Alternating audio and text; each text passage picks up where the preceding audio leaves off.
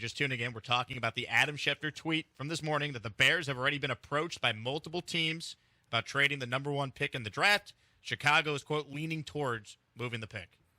Almost everybody in this Texans fan base is upset, annoyed that the Houston Texans have the number 2 pick, not the number 1 pick. Winning the final game of the season against the Indianapolis Colts in a absolutely better for you if you lose scenario, that was just damn near unacceptable. Probably is unacceptable for some people. And one of the guys taking a lot of heat for that is Nick Caserio. We will know the extent of what Nick Caserio is capable of doing as a general manager. We'll have the full understanding of his general manager powers really at the conclusion of this draft. But really we'll know most of what Caserio is by the time we see what the Texans do with their first selection in this year's NFL draft. And here's what I mean. He's got to be in full-on manipulation mode with anybody and everybody that can talk to him in the media. He's got to get it out there. If he likes one guy, that they like another guy. If teams are trading up or someone makes the deal to get in front of them, if Caserio likes a certain guy, if he and D'Amico Ryans and Bobby Slowick and all the people at NRG Stadium that are in charge of the Texans right now feel really good about one guy, make sure everybody thinks you like the other guy. Make sure there's a story out there about you not taking a quarterback. The manipulation and the games that Nick Caserio will need to play to maybe give himself the chance to get the guy he exactly wants there at number 2. Let's see what he's capable of. And, oh, by the way, if he does have a trade with the Chicago Bears and he does have a conversation with the Bears and gets that deal done, let's see how much it does cost. If by chance the Texans make that deal, go from 2 to 1. Now, Caserio's dealings with other teams in high-stakes situations, specifically the Deshaun Watson situation, he looks like he won that trade going away right now, especially with the financial commitment that was necessary for the Browns and how Deshaun Watson looked in his early games. It looks like Caserio won that trade going away. He's taken an L in a bunch of low-stakes stuff. And the Bears snuck a fifth rounder off of him for Anthony Miller a couple years ago. He gave away some 6-rounders. He ate some money for some teams when he probably didn't need to eat some money for some teams. But in a high-stakes, like a 5th-round pick, 6th-round pick, that's not high stakes. In a high-stakes negotiation, Caserio's 1 for 1.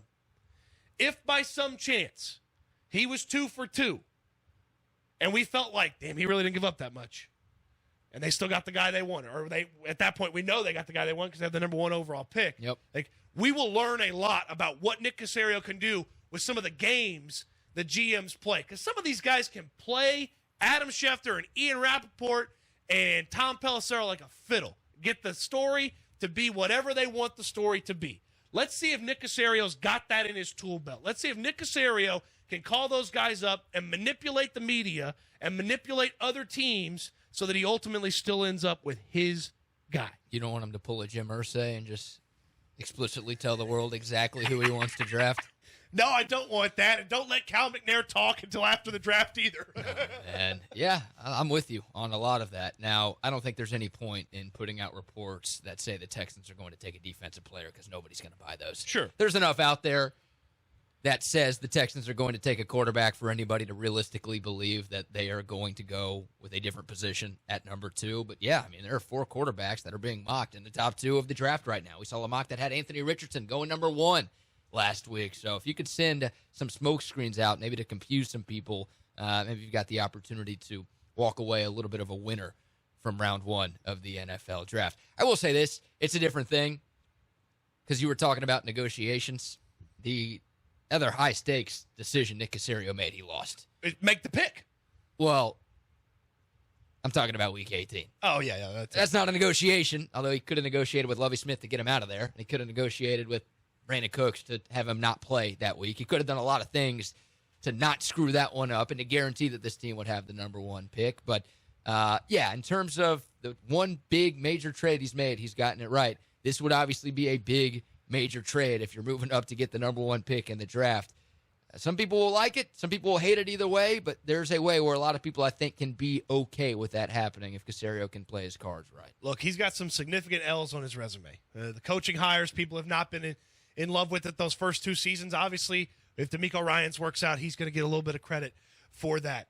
The Brandon Cooks non-trade, we heard the rumors that there could have been a second-round pick headed the Texans' way for that. Probably should have done that. That's a big miss. Some of those fifth-round things, the Marcus Cannon thing, the Bernardrick McKinney, and was it Shaq Lawson trade? Like, that's a bad one. This player, that player, the free agency's been pretty unimpressive. He nailed that Deshaun Watson thing. And if he nails this top part of the draft, or if someone trades up ahead and they still get the guy they want at 2, by virtue of a little bit of luck or some manipulation or whatever, like Caserio's going to be able to kind of be like, hey, I was able to add to what we did. That's a win. And he's got to start stacking wins in the next few years